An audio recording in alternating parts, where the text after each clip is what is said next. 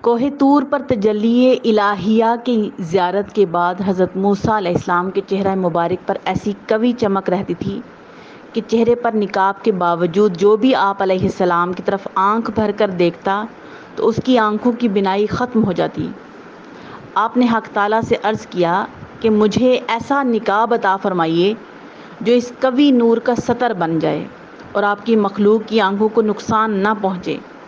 حکم ہوا، اپنے اس کمبل کا نقاب بنا لو جو کوہ طور پر آپ علیہ السلام کے جسم پر تھا، جس نے طور کی تجلی کا تحمل کیا ہوا ہے۔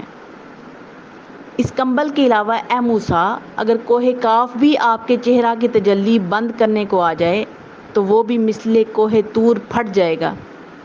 الغرض حضرت موسیٰ علیہ السلام نے بغیر نقاب کے خلائق کو اپنا چہرہ دیکھنے سے منع فرما دیا۔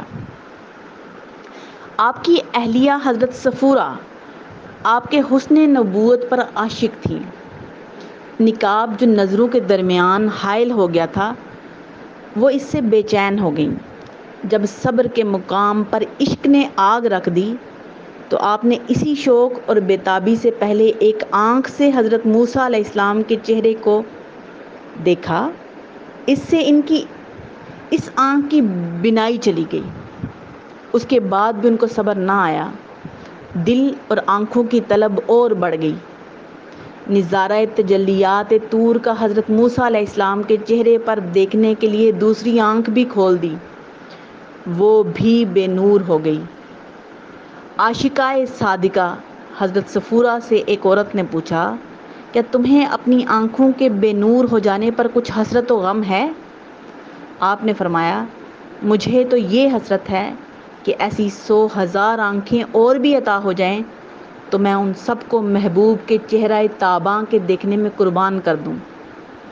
حضرت صفورہ نے فرمایا، میری آنکھوں سے نور تو چلا گیا مگر آنکھوں کے حلقے کے ویرانے میں حضرت موسیٰ کے چہرے کا خاص نور سما گیا ہے۔